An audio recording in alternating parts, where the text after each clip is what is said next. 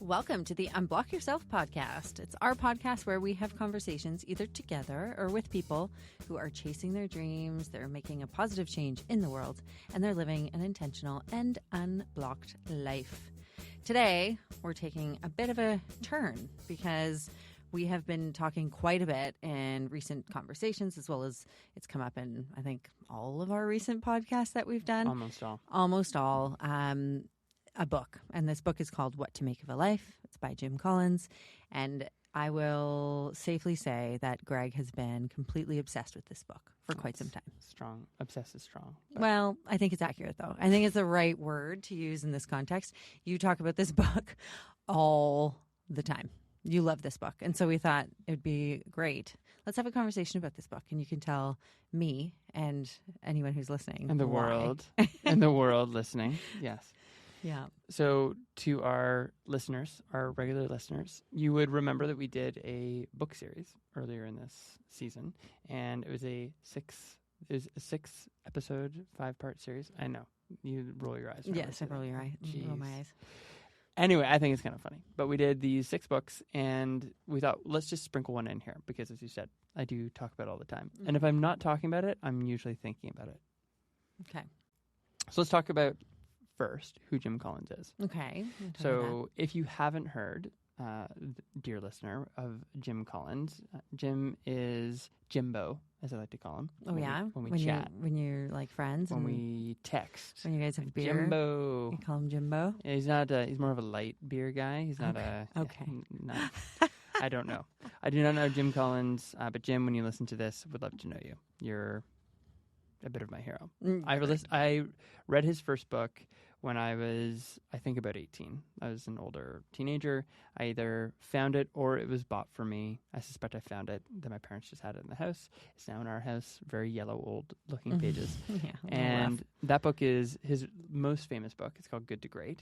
And then he's written a number of others, and they're all business books. So they've been, his other books are Built to Last, Beyond Entrepreneurship, How the Mighty Fall. They're all about businesses.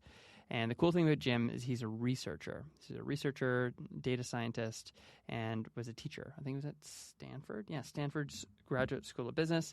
And what he is masterful at is doing this deep research and analysis. And he just looks at data, and teams of people looking at reams of data. And then he'll... Sounds like my worst nightmare. It's like my favorite sort of idea, right? He looks at all this data, and then he comes out with key ideas or themes. And he takes his key ideas and themes and makes them super consumable in his books. Cool. Yeah. And he's really good at it. This book, what is super cool, is he takes that same approach of data analysis and all of that, and he applies it instead of businesses and looking at what makes a business great. He looks at it through the lens of what makes people and what makes, more specifically, not a person, but like what makes a life great. Okay. So, okay. And so I do feel like you've read lots of different books, right? Yeah. Like you've read a ton of books. So what is it about this book or the way it was described or how to make a life great? Like I'm sure you've read books that are kind of like that, like life and productivity and all of these things. Like what is it about this specific book? Because you genuinely have like geeked out on it big time. Okay, geek. Like, could we just change the term to like you've cooled out on it or something? No. Anyway. So it's a really good question. I think because I have read a few books since, and certain ideas grab and certain ideas don't. Mm-hmm. I think I have always compared this book to another well-known book called The 7 Habits of Highly Effective People. I resisted reading that for a long time because... It's called The 7 Habits of Highly Effective People. Like, Jesus. Sounds... It's like, I just rolled my eyes at it. I felt like, come on. Like you understand the 7 habits, and then you have a highly effective... Like it just... I was allergic to the idea. It felt like a self-helpy thing. And you do love being highly effective. I do. So I know. It's maybe a bit ironic that I was resistant to it, but a good friend of mine, the Honorable Mike Morris, he read it and recommended that I read it too. And so at his recommendation, I did. And what that book did and what this book does is it takes things that exist, like this out there in the world when you're living your life, and it makes it tangible. Like puts a box around it, and it allows you to describe a thing. So one of the habits is seek first to understand and then be understood. I think when I say that, it's like, well, yeah, if you want to be understood, then you should take the time to understand first. But lots of people don't, and they don't think about it like that. Right. And so that's a concept from the 7 Habits. And when you go, oh yeah, I mean, if you really want somebody to listen to you, you should probably try to understand them first. That intuitively makes sense. It's kind of like it puts that wrapper around something that really just is out there. And I think this book gives language to those sorts of things. Yeah. So you can. I was going to say it's more about the language. It's the language, and then you can get intentional about it, whether it's how you're dealing with other people or how you might be dealing with yourself. Okay. Well, I'm intrigued. Okay. I'm intrigued. I already know a lot of the. Why, you're so intrigued, but I thought you read this. You read this. You didn't read this book. You didn't read I audiobooked a bit of it. Yeah. And I didn't finish said audiobook, which is not because I didn't like it. I think I was just hearing it all the time from you. So really, I almost felt like I didn't have to finish it. I was like, I get it. We talked about it so much that I got it. I can move on with my life. That's fair. Yeah, fair. So for all of our listeners, I guess this is the magic of what we're trying to do here. Is if you love reading books, would highly recommend go read it. It is worth the read. It's a pretty expensive book too, rightfully so. We spent 10 years researching this book before we even started to write it. So damn, yeah, it's been well researched. But I think if you love to read, go out and buy it. But our aim is to give you the quick hits, the key points, so that if you are just looking for a way to take the goodness out of this book, you can listen to this podcast episode and you got it. Love it. So we talked a bit about Jim. We talked a bit about what the book's about. I think we can just dive in. Let's dive in. So there is enough in this book that we could do quite literally 3 or 4 episodes on it. Ain't nobody got time for that. Nobody's got time for that. But we might. We might eventually do other episodes on this book because there's so much in it. Well, let's just go high level. What are some of the key points, themes? You love 3s, so I'm sure you've already come up with 3. Well, yeah, 100%. That's how we roll. So. But I'm going to do a little bit. I'm going to give 3 high-level themes, and then we're just going to go right into 1, if that's cool with you. That's cool with me. That's that we are live, so this is, you got to be cool with it now, babe. Go on with your bad self. Here we go. So one of the concepts he talks about in the book is this idea of everybody experiences in the course of their lives a cliff or cliffs. And a cliff, as he uncovered in the research, looking at people and how their lives went along, is a time where life is moving along in one direction or one way, and then something happens, a cliff happens, and then after that cliff experience, it changes your direction in some way. Okay. So that could be a retirement. It could be a death. It could be getting let go from a job. It could be moving to a new city. These are metaphorical cliffs. Okay, so from that description, it could be expected or unexpected? Could be, There are different types of cliffs. We're not going into it. Okay, we won't. This is the thing, folks, is there's too much here. Got it. There are different types of cliffs, and yes, some are expected, some are unexpected. Got it, okay. But we all have seasons of our lives. And there's another book that I did read recently called Designing Your Life. The authors aren't coming to me right now, but we'll put it in the show notes. And they talk about this idea that we all think that we have one life, but really, we have many lives within our lives. Sure. Right? Yeah. Seasons and all these things. Yeah. So he kind of captures that in this idea of cliffs, that you're doing one thing and then something happens and then everybody experiences it. It's a universal thing. Mm-hmm. Life doesn't just go. There's cliffs that happen. So that's broad theme number 1. Broad theme number 2 is the concept of fog. So he talks about after a cliff experience happens, so if you have your life going in one way, then a cliff happens, then you disappear into this thing called fog. It is impossible to avoid. Fog is when you're going through a period of uncertainty. You had your life on a certain track, a cliff has happened, and now you are in fog. The thickness of the fog and how long the fog lasts is highly variable. And for some people, in some cases, that fog lasts for decades. For some people, it's a few weeks or a few months. But every cliff is followed by a period of fog.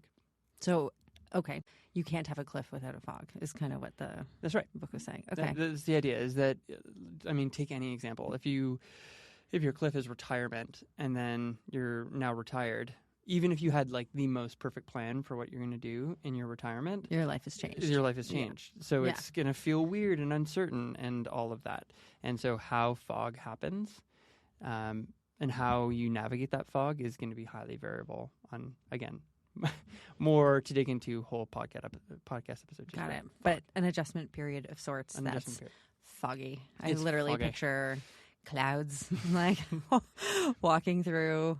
Yeah. And why I wanted to at least touch on those, we're going to come back to them in like the one that we're going to go deeper into just at a high level. But if you're listening to this, you might be thinking, okay, I've just had a cliff thing. Like I am, like my job just changed, or everybody went through a cliff experience with COVID.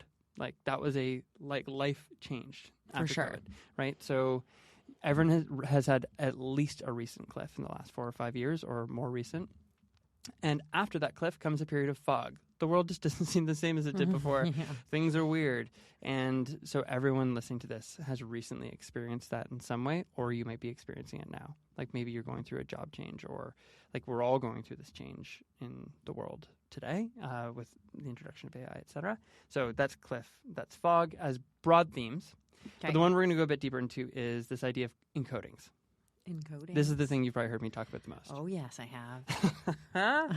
You say that with joy in your eyes and love in your heart. Yes. No, I actually really like this. I know. I really like it. It makes a lot of sense to me. Yeah. So tell us what encodings are. So high level, and this is we're going to go into the 3 things about encodings. So we can just dive into that actually. So encodings are a huge theme that Jim surfaces within the research and shows it in the book, that encodings are a thing that everybody has.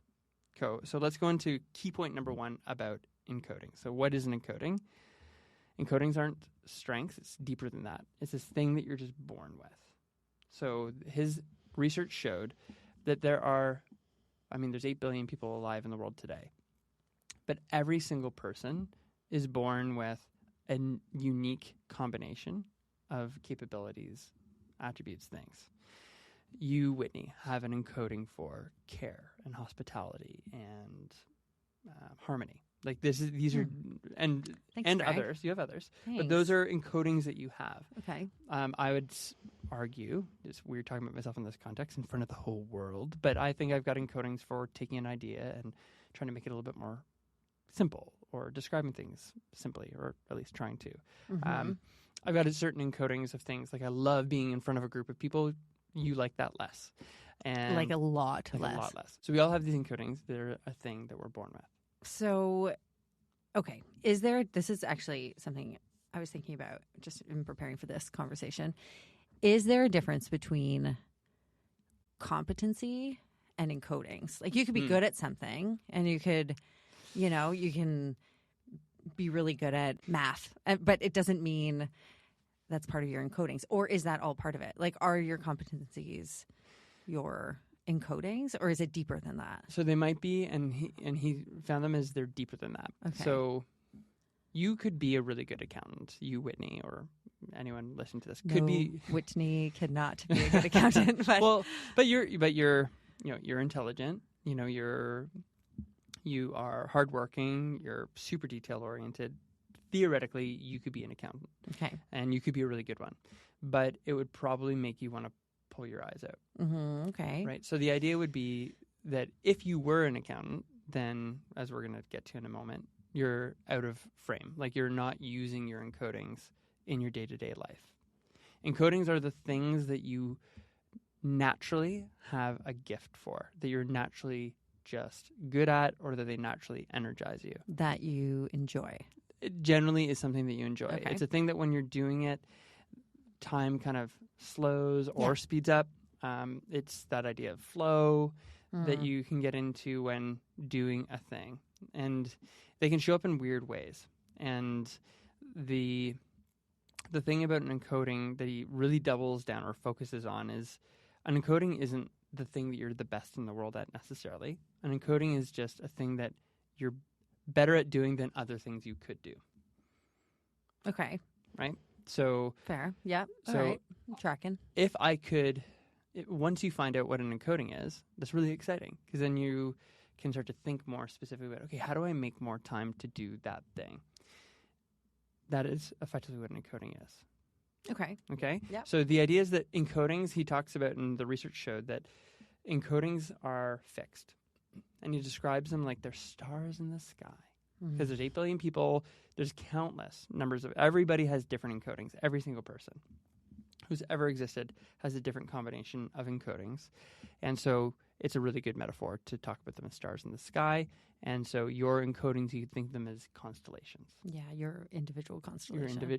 Your constellations. You might have 25 different encodings or like different things. But his point is that your encodings stay fixed, but your frame, so the lens that you're looking at life through, changes over time. So you could be, well, like he uses this example of you're an NFL quarterback or a professional athlete, and your frame is being a athlete and playing your sport, and you're using your encodings every day. When you retire, you have that cliff event, then, well, you got to change. Well, like, then it'll change, right? Yeah. But that is a great example of people who are encoded for a thing, an athletic sport or an athletic ability. It's very rare that somebody can not have a natural encoding for great athletic skill and be a professional athlete and get to that place, right? Like, I would love to be a professional athlete. It's just not what I'm encoded for. It's not. Not your encodings. Not my encoding. But yeah, so that's the idea. So as it's not life, like you're bad at sports, like that seems. No, I'm a solid athlete, and I actually think that I Okay. probably could have been a professional mountain biker. I do think that that's probably possible, but those days are past. We're focused on the other encodings. Yeah. Oh, mom and dad, I wish you let me mountain bike I'm more. sorry, but I'm glad you're not. Yeah, no, it's actually true. I'd Yeah. probably have a lot more concussions. Yeah. Anyway, so that's the idea of encodings. And so their encodings are fixed. You've got a frame, and think of it as a window frame that you're looking at the stars through. At certain points in your life, you may be able to see different combinations of constellations. Sometimes it's a big window frame. Sometimes it's a small window frame. Depends on where you're at in your life at that point in time. Okay. So that's idea number 1 about encodings. Okay. I like it. Cool. I like it. Okay, so now let's go to idea number 2. If you understand this idea of encodings, when you are not in frame, so when you're doing things that are not using your encodings on a day-to-day basis, you languish. That's like Adam Grant. Languish. Word, yeah, that right? was a big COVID word. Whereas like languishing. So that's the language. You're just not your best. You being an accountant. Yeah. I would languish every day. You in roles, like other professional roles, part of what led to us even doing this is there are things you're great at that light you up and energize you that you're so good at. Yeah. None of that was involved in the work you were doing that led you not to a be... lot of it. Yeah. Not a lot of it, right? For sure. Yeah. And so when you are not in frame, you will feel this like drain on your energy. Because when you're doing things that you're encoded for and you're using those encodings, even if it's a 14-hour day, like you're still energized by it in some way. Okay. Yeah. And it's natural because it's just what you're born for. It's what you're good at. And he talks about Jimmy Page and Robert Plant in the book. And these are musicians. Like Jimmy Page was just born to play guitar. He just was. If he had never... it was Robert Plant who his parents desperately wanted him to be an accountant. Mm. They wanted him just to do that. Robert Plant just wanted to sing, man. He's like, I just want to sing, you know? and let me sing. And his parents just freaked out. You're going to be an accountant, do this. And again, he probably would have been a fine accountant. Yeah. But he found that encoding and leaned into it. And also a great showman and also a great songwriter, all these things. This is Greg's newest, greatest thing. A little tick. You'll listen to it in all future podcasts. That's great. Like, oh, yeah. Okay. So that's the idea. Okay, so let me ask you this. How do you distinguish being like in frame to just doing something hard? Like growth is uncomfortable, right? So it's like, how do you, is it just like a period of growth and change and transition, or I don't know. It sounds like it's deeper than that. But how do you distinguish the two? So, or did he talk about that? Like, I'm trying to think of how he might have described that in the book. I think that it's foolish to think that you're going to be like living in your encodings bath all day long, like constantly. That's the idea of, right? That's the idea of in frame, you got a star in the sky. It's not constellations everywhere. You've got gaps in there, but you've got a few constellations. And when you're in that zone, you're feeling great. And when you're not, then you're not. So if you're doing something hard and it's not leveraging your deeper encodings, I think Jim Collins would argue that, okay, I mean, that's an opportunity to reevaluate. Is this something that you need to do, that you should do? That, I mean, it's with the language and the context of thinking about your encodings as natural gifts that you're good for. Time spent not doing those things is time, well, not wasted necessarily, but it's time not living in your truest gifts. It's not like doing the things you're naturally inclined for. Yeah. And so that's going to make them harder to do. We're building a business, and so there's things that I should be doing more bookkeeping. I know that. That is not in my encodings to do the detail-oriented bookkeeping. Yeah. But I think in our case, we've realized recently it's like, actually, this might be like your thing. Yeah. I've been owning it for whatever reason, and it's like, no, actually, maybe you should be doing that because I think you're actually, So I do think that when you find something, it's the details of it, right? Like it's the details of it. In the book, he talks about John Glenn, the astronaut. So John Glenn was a fighter pilot, and then John Glenn was too old to be a fighter pilot anymore, and so he had the cliff of not being a fighter pilot anymore. Went into different government roles, wanted to be a senator, but just was a bad senator. He wasn't good at it. And then like he always just wanted to go back into flight and into space or aircraft, and found a space program that was looking for older aged pilots to be involved, and then was able to get back into a zone where he could use his natural gifts and in a different way, and wound up in being back in space. So I actually do think that encodings are like if you can understand what they are, then you get to a place where you can actually be guided by what those things are. Because again, we're like overusing this as a thing, but maybe being an accountant is never going to light you up, and because you're going to die, this whole condition of life is terminal. Maybe it's an opportunity to listen to that and think about, okay, where might I be able to put some energy so that I can get back into it.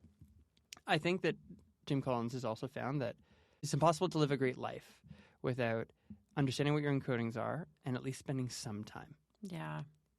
Some time investing in those, spending time in those, and leaning into those. So an exercise, like, and maybe you've done this, I don't even know actually, but like, should people be making a list of their encodings or what they think their encodings are? And potentially this is like a waypoint thing, likely. Hint, hint, hint. Maybe, could we come back to exactly that point? Yes. Actually, in a moment, because I think we have.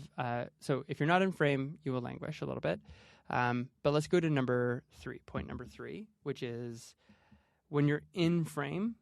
This kind of gets to this idea. When you are in frame, you can actually build the best possible version of a life. So what to make of a life is find what your encodings are, because when you are in frame, that's where you're going to be most energized. You're going to be doing your best, living in your best way, and be the best and truest version of yourself. But maybe we'll just jump into that question. One of the things that Collins underlined is you can't think about what your encodings are and discover them. He talks about this, the roulette wheel of life. Some people discover their encodings super young, and they have parents who are in a circumstance or live in a circumstance where they can support that or encourage that. Or like Sidney Crosby is deeply encoded to be a great leader, a great hockey player, all those things. Yeah. And the roulette wheel of life just turned out great for him. Yeah. And he's going to retire, and he's going to have to find a new gear and all of that, right? But, by all external measures, it appears Sidney Crosby is like loving his life. It appears. Who really knows, but seems to have it nailed. But for many people, the roulette wheel of life, it just doesn't work out that way. You don't maybe understand or find those things. Sure, like your parents don't have the finances to put you into all the different activities where you could potentially find your encodings. So many things. So I think one of his big takeaways to your question was you can only discover your encodings through action. By doing things, trying things, go on a trip. I think Rebecca Southern's talked about this in our episode. Like, do interesting things, and interesting things might happen to you, and then you go, "Oh, wow!" Like that really energized I like that. me. Or you and I just went to Newfoundland, and we hiked for 8 hours in a day, and we were both tired, but like, man, I would do that again. Yeah, same. I think we both could have more gas in the tank too. Totally. Yeah, and we like the conversation, everything. It was just a great day, and it wasn't about anything other than just enjoying nature. And so we're encoded to enjoy nature. We're encoded to be active. We're encoded to enjoy good conversation.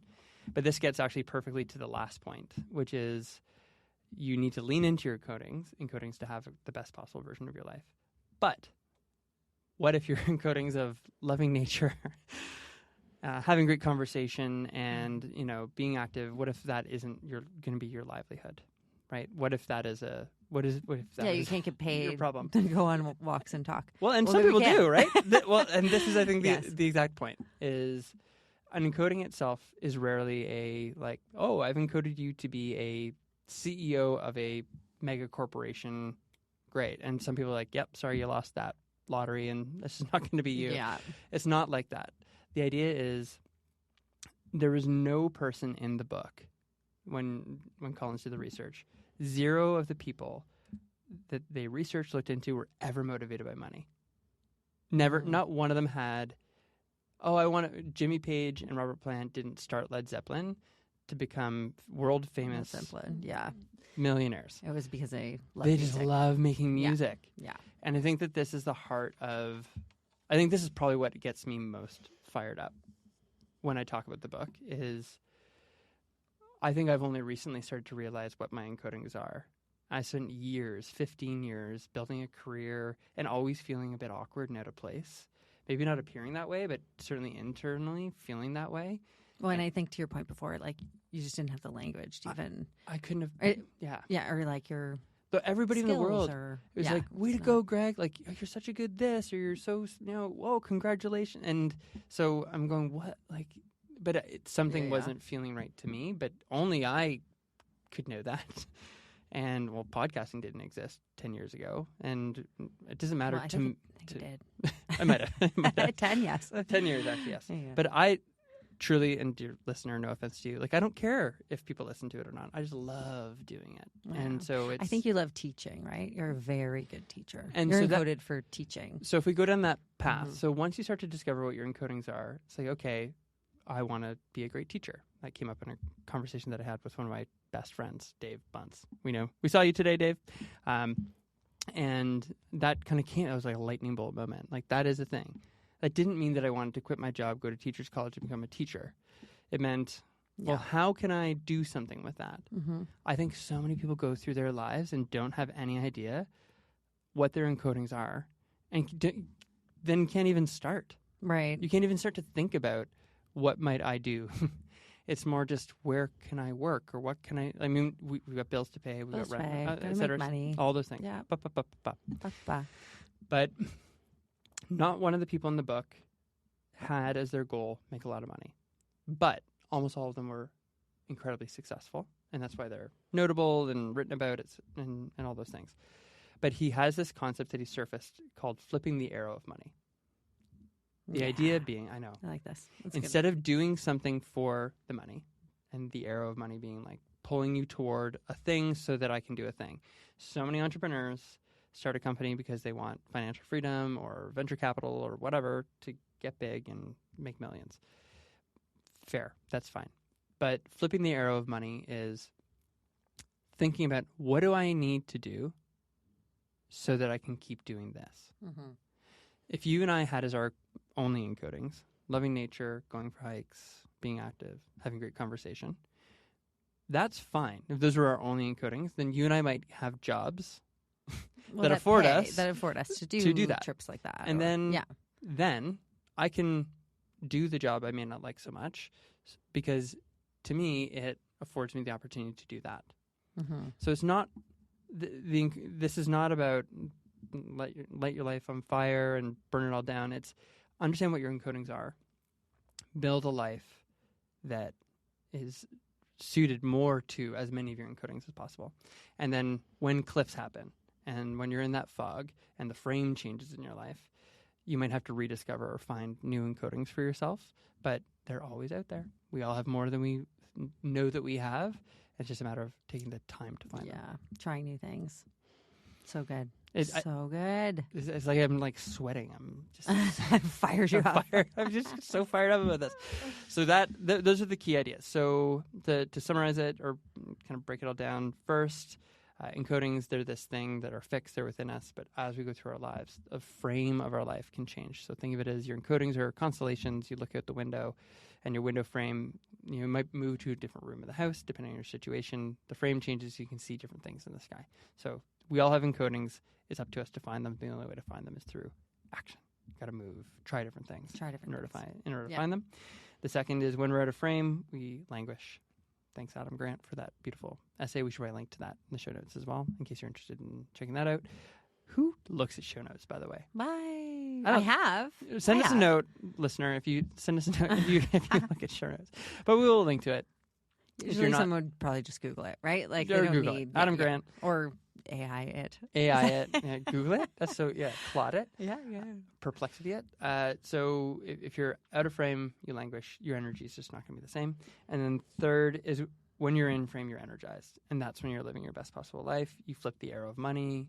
And he even talks about this. I'm not going to open another can of worms, but if you flip the arrow of money and if you live in your encodings, that fire burns late into your life. He has many examples of people in their 70s, 80s.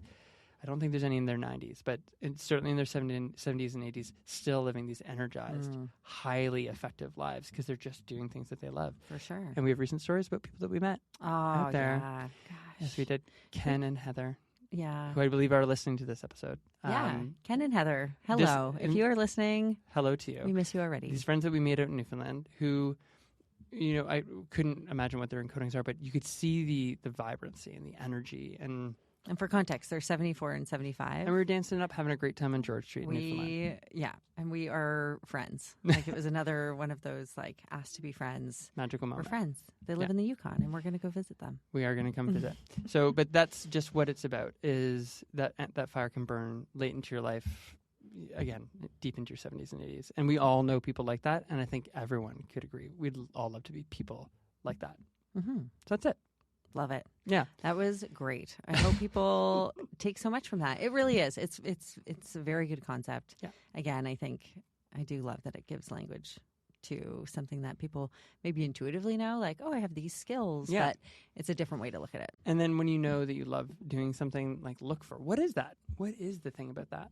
Because encodings are translatable. You love to puzzle, but you also love puzzling, detail-oriented things. So your encoding isn't puzzling necessarily. No, I think it's like getting lost in a thing, details, and like looking for like solving problems, and that's the way to start to dig at your encodings. But if you want more to come on that, more episodes to come, we'll do more of these book summaries, and we've got some very exciting conversations coming up in the next few weeks. So please keep listening. Yes, thank you for being here, and feel free to share this with someone who might need to hear it or could take something from what you heard today.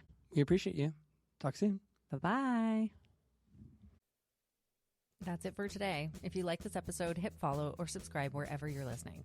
And if you'd be willing to leave a rating or a review, we do read every single one. And it genuinely helps more people find the show and helps us keep doing what we're doing.